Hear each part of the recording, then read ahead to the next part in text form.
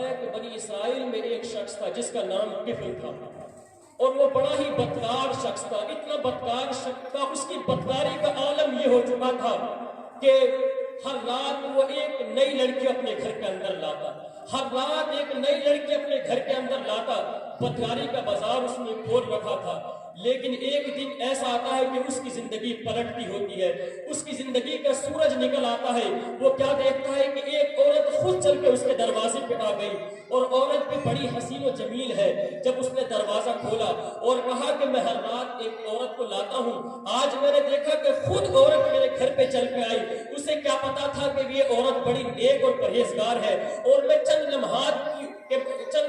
اگر اس کی صحبت کو اختیار کروں گا تو رب تعالیٰ میرے گناہوں کو معاف کر دے گا اور میری زندگی کا سورج نکل آئے گا۔ وہ عورت کو اپنے گھر کے اندر لے کر جاتا ہے، دیکھتا ہے کہ عورت کی آنکھوں میں آنسو ہے، اور اس کے آنکھوں میں آنسو ہے، اور آنسو ٹپک رہے ہیں، اور وہ بھی اتنا رو رہی ہے کہ اس کی سسکیاں بن گئی۔ کفل نے کہا کہ اے عورت ذرا یہ بتا کہ جس عورت کو میں گھر کے اندر لاتا ہوں اس کا سوال یہ ہوتا ہے کہ یہ بتاؤ بدکاری کرنے کے بعد مجھ کو کس انعام سے نوازا جائے گا، لیکن تو میرے گھر کے اندر داخل ہونے کے بعد رو رہی ہے، اور اتنا رو رہی ہے کہ آج تک میں نے کسی کو اتنا روتا بھی نہیں دیکھا۔ تیری روتے روتے سسکیاں بن گئی۔ جب کفل اندر لے کر گیا تو اس کے بعد کیا دیکھتا ہے کہ وہ عورت اپنے دوپٹے سے جو ہے پردہ بھی کر رہی ہے اور رو بھی رہی ہے۔ لیکن اس کے بعد جو ہے اس عورت نے کہا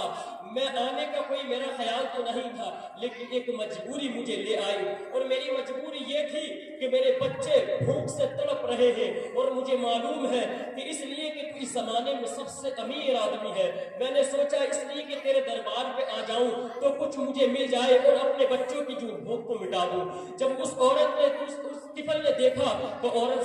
زاروں قطار رو رہی ہے، تو کفل نے کہا میری بات کو سنو اور اس کے بعد تم اپنے گھر چلی جانا۔ کہا کہ یہ بتاؤ اگر میں آج کے بعد تجھے گواہ بنا کر اپنے گناہوں سے معافی مانگ لوں، کیا رب میرے گناہوں کو معاف کر دے گا، رب میری خطاؤں کو معاف کر دے گا؟ تو اس نے کہا کیوں نہیں، رب تعالیٰ تمہارے گناہوں کو معاف کرے گا اگر تم اپنے گناہوں سے پکی توبہ کرو۔ کفل نے کہا کہ بہن جتنا لینا ہے، پہلے تو وہ بدکاری کی نیت سے اندر لے کر گیا، اب اس نے ایک اور رشتہ نکالا، کہا کہ بہن جتنا مال لینا ہے میرے گھر سے لے جاؤ، لیکن میں تمہیں گواہ بناتا ہوں، میرے لیے دعا کرو کہ اللہ میرے گناہوں کو معاف کرے، اور میں بھی توبہ کرتا ہوں کہ آج کے بعد بدکاری کی طرف کبھی قدم نہیں اٹھاؤں گا۔ اس عورت کو اس نے تمام مال دیا، کہا کہ جاؤ اپنے بچوں کو کھلاؤ اور میرے لیے دعائیں مغفرت کرو۔ ادھر کفل نے اپنے سچے دل سے توبہ کی ہے، اور اتنے میں توبہ کرنے کے بعد وہ اپنے بستر پر سوتا ہے، اور ادھر موت کا فرشتہ حاضر ہوتا ہے اور کفل کی جان نکل جاتی ہے۔ پھر اس کے بعد لوگ کیا دیکھتے ہیں، صبح میں اس کے کفل کے دروازے پہ لکھا ہوا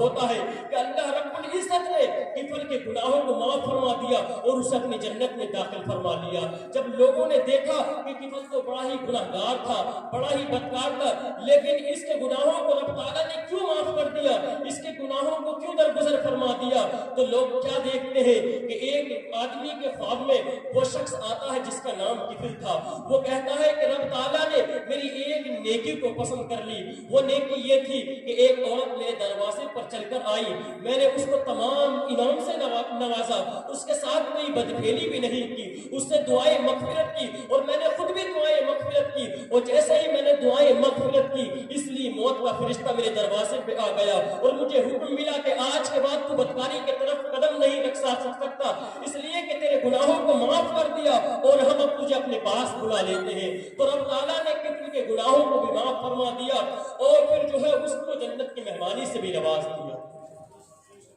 لیکن آقا کریم صلی اللہ علیہ وسلم کی اس روایت سے دو بات ثابت ہوتی ہے۔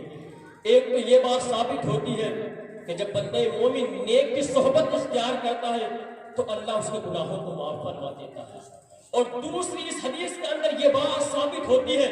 کہ جب بندہ مومن کتنا بھی گنہگار ہو، اگر وہ اپنے رب کی رحمت سے امید رکھتا ہے اور پھر توبہ کرتا ہے تو اللہ اس کے گناہوں کو معاف فرما دیتا ہے۔ اگر وہ زمین سے آسمان تک اپنے گناہوں کی چٹان لگا دے پھر بھی رب تعالیٰ اس کے گناہوں کو درگزر فرما دیتا ہے، اس لیے کہ وہ بڑا ہی کریم ہے، وہ بڑا ہی مہربان ہے۔ اور آقا کریم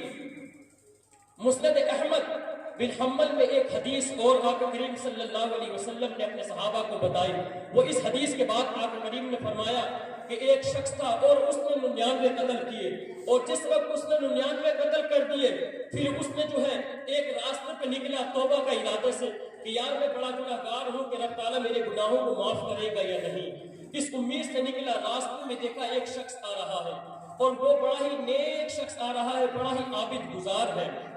جب اس نے کہا کہ رب تعالیٰ میرے گناہوں کو معاف کرے گا یا نہیں، تو عابد گزار تھا، اس نے کہا کہ 99 قتل کرنے کے بعد رب تعالیٰ تیرے گناہوں کو کیسے معاف کر سکتا ہے، اس لیے کہ تو 99 جانوں کے جان لے چکا ہے اور 99 آدمیوں کو تو نے سر سے تن سے جو ہے سر کو جدا کر دیا ہے، تیرے گناہوں کو معاف نہیں کیا جا سکتا۔ جب اس نے یہ کہا تو اس شخص کو بڑا غصہ آیا اور اس نے جو ہے اس شخص کی گردن اڑا دی، کہا کہ لوگ پورے 100 ہو گئے اگر میرے گناہوں کی معافی نہیں ہے، لیکن پھر ابھی جستجو یہی ہے کہ رب تعالیٰ میرے گناہوں کو معاف کرے۔ تو دیکھا کہ راستے میں ایک شخص آ رہا ہے اور وہ شخص عالم ہے۔ جب عالم سے کہا کہ رب تعالیٰ میرے گناہوں کو معاف کرے گا، اس نے کہا بیٹا کیوں نہیں، رب تعالیٰ تیرے گناہوں کو معاف کرے گا لیکن تیرا ارادہ پختہ ہونا چاہیے۔ کہا کہ ہاں میں پختہ ارادہ کرتا ہوں کہ رب تعالیٰ اگر میرے گناہوں کو معاف کر دے، تو کہا کہ تیرے گناہوں کو معاف کرے گا لیکن تو ایسا کر، آگے اگر تو جائے گا تو ایک نیککار لوگوں کی بستی ہے، اس بستی ان لوگوں کے پاس چلا جا، رب تعالیٰ تیرے گناہوں کو معاف کرے گا۔ اس نے ارادہ کیا اگر میرے گناہ معاف ہو جائیں تو میں کسی سفر بھی نکل سکتا ہوں۔ تو یہ آگے بڑھا اور ادھر موت کا فرشتہ حاضر ہوا۔ جیسے ہی حاضر ہوا تو اس نے دیکھا کہ موت قریب ہے، پھر اس نے کہا میں اپنے گناہوں سے معافی مانگنا چاہتا ہوں، تو اسے مہلت نہ ملی بلکہ جو ہے اس کی جان نکالنے کے لیے تیار ہو گئے۔ دیکھا کہ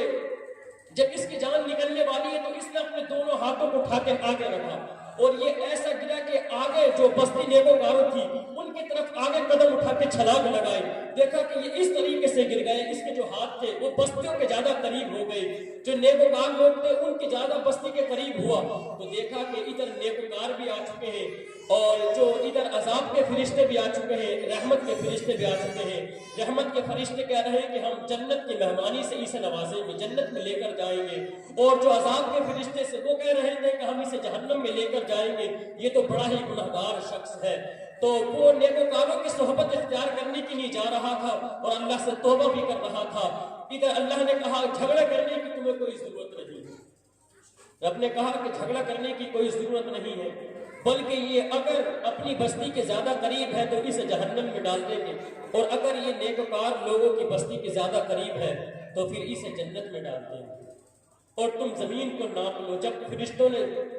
زمین کی نپائی کی تو اللہ رب العزت نے اس زمین کو تنگ کر دیا کہ جدھر نیکوکاروں کی بستی تھی۔ جب اللہ نے اس زمین کو تنگ کر دیا تو جب فرشتوں نے نپائی کی تو یہ شخص جو تھا نیکوکاروں کے بستی کے زیادہ قریب ہو گیا، تو اللہ نے حکم دیا کہ رحمت کے فرشتے اسے اٹھا لائے اور اسے جنت میں داخل فرما۔ تو رب کی رحمتیں ہیں اور رب اپنے بندوں کو معاف کرنے کے لیے بہانے تلاش کرتا ہے۔ کوئی بہانہ ملے اور میں اپنے بندوں کو معاف کروں، اپنے بندوں کے خطاؤں کو درگزر فرماؤں۔ تو اس شخص نے 99 قتل کر دی لیکن اس کے باوجود بھی رب تعالیٰ نے ان کے گناہوں کو معاف فرما دیا اور ان کے خطاؤں کو درگزر فرما دیا اور نیکوکار لوگوں کے صفوں میں اسے کھڑا کر دیا۔